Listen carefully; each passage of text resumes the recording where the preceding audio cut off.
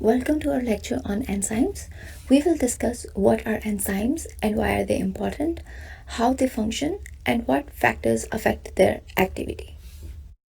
Enzymes are biological catalysts. They accelerate reactions which occur inside human body or bodies of living organisms without being consumed in overall reaction. Substrates bind with the enzyme, they make a temporary enzyme substrate complex, and the products are released. But the enzyme are recycled at the end of the reaction, so they don't get consumed in the reaction. The enzymes do not force an impossible reaction to occur. They just make the possible reaction happen more faster in a more energy efficient way. Most enzymes are proteins, but a small number of RNA molecules called ribozymes also act as biocatalysts. One example is the catalytic RNA within the ribosomes, which help in building the peptide bonds between amino acids to build a polypeptide chain. Enzymes can increase the reaction rate by numerous factors, often thousands to millions of times. This specificity comes from the complementarity in the shape of the catalytic pocket of the enzyme and the shape of the substrate that can fit or bind in that catalytic pocket. At this point in your lecture quiz, you will get your first question, which is, which enzyme example did I give you in the introduction of different types of enzymes?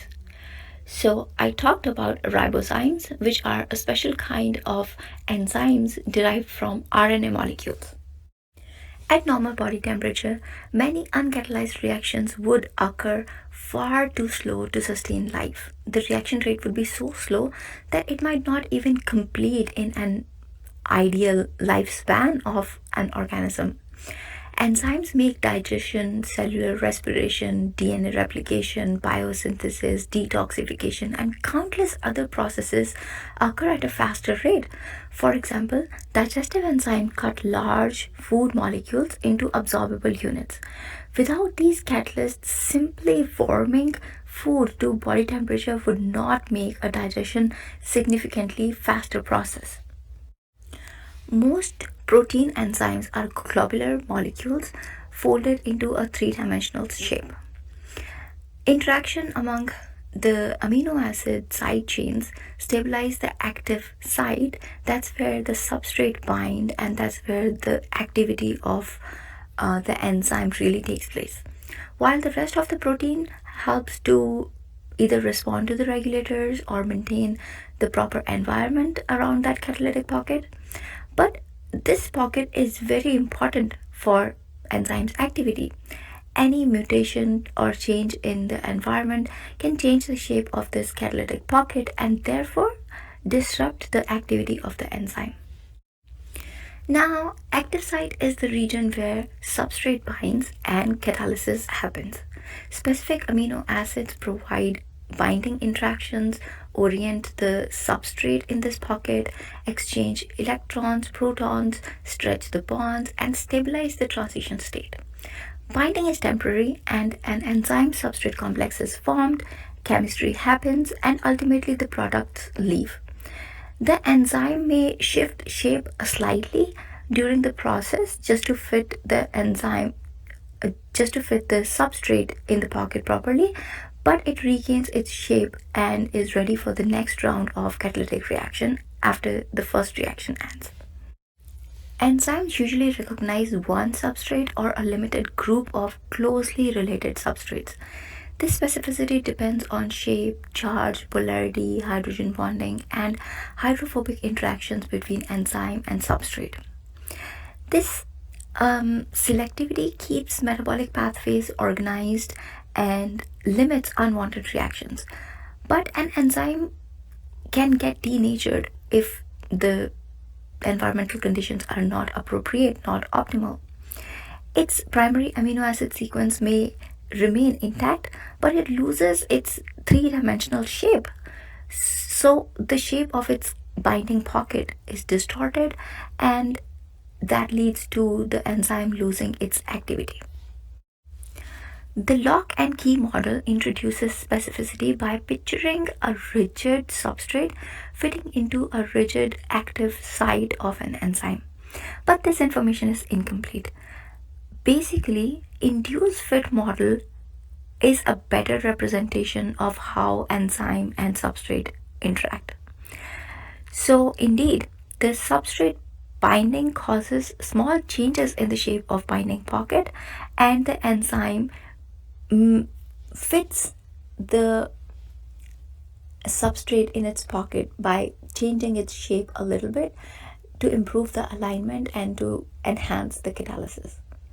The enzyme is therefore selective without being completely motionless or without being totally rigid. So here comes your next question. Which statement best corrects the idea that an enzyme is completely rigid lock? So the answer would be that the active sites can adjust shape slightly when the substrate binds. It's not super rigid. It has the capability to make some adjustments to fit the substrate better. Activation energy is the energy barrier that the reactants must overcome to reach the transition state. On the graph, the uncatalyzed pathway has the higher peak, while the enzyme catalyzed pathway has the lower peak.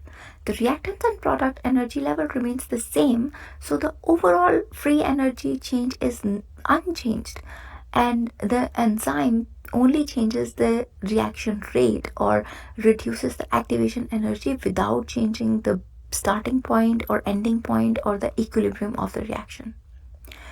So the question here would be, on the activation energy graph, which feature represents the enzyme catalyzed pathway?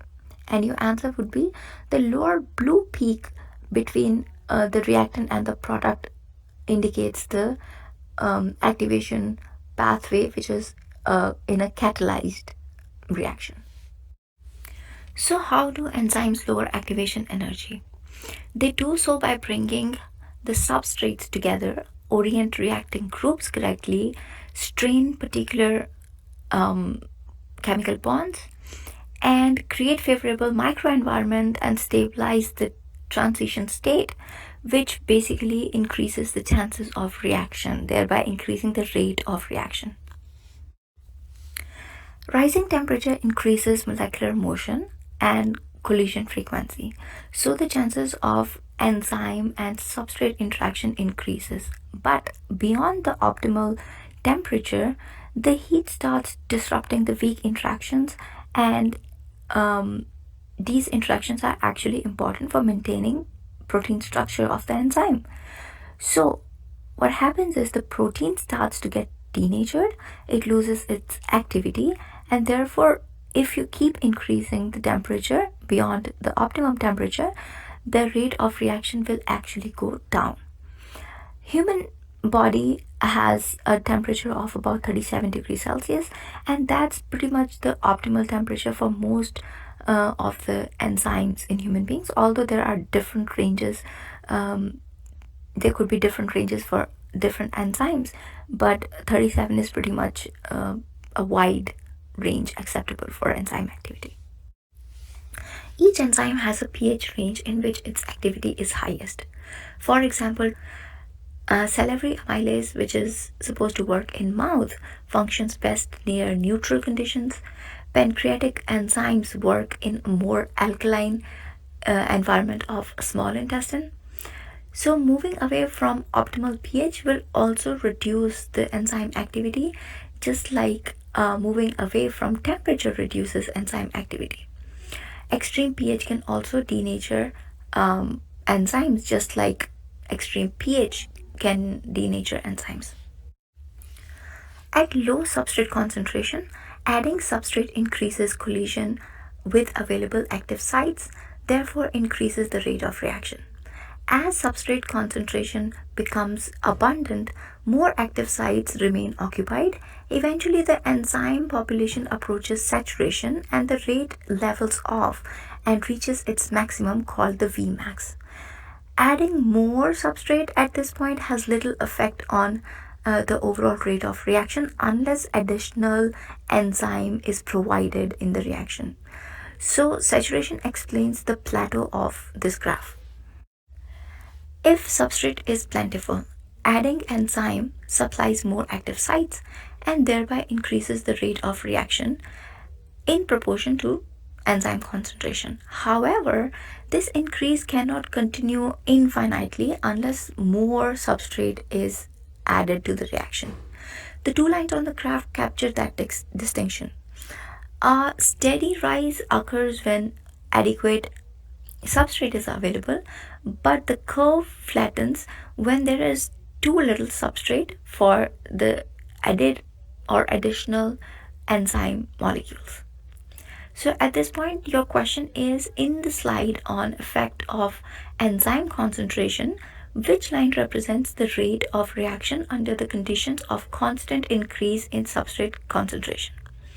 So the answer is the green line, because the green line shows a steady increase, and that's only possible if along with increasing concentration of enzyme you constantly keep increasing substrate concentration as well. But if you're not increasing substrate concentration, the curve will flat off. Competitive inhibitors occupy the active sites and compete with the substrate. Increasing the substrate concentration can reduce their relative effect, but a non-competitive inhibitor are more complex than they don't just simply bind or block the active site. They basically bind somewhere else and reduce the catalytic capacity of the enzyme without blocking the active site. The inhibitor binding site are occupied by inhibitors, but inhibitors can also come off. So this binding is kind of reversible or irreversible depending on the type of inhibitor we are using in the reaction. So in this image, what indicates the inhibitor? So that is your question basically in your quiz. What color is representing inhibitor? So this green color structure is basically the inhibitor, which blocks the active site and prevents the substrate from binding to the site. Some coenzymes require non-protein helpers. Cofactors often refer to inorganic ions such as magnesium, zinc, or iron, and coenzymes are small organic helpers such as vitamin. The protein portion alone is the apoenzyme, and the complete active complex along with the helper is the holoenzyme. Helper participates in catalysis, but they do not replace the enzyme's substrate specific architecture. The question here for you is, what example of cofactors did I give you in this lecture? So the examples I gave you are magnesium, zinc, and iron, although there are many other cofactors as well. But in this lecture, I gave you the example of magnesium, zinc, and iron. Enzymes are reusable, selective biocatalysts whose structures enable their function. They lower activation energy without changing the overall energy difference or equilibrium of a reaction. Their activity depends on temperature, pH, substrate, and enzyme availability, and inhibitors, or sometimes even cofactors and coenzymes. Enzymes are vital for life, metabolism, and biochemical activities in living organisms.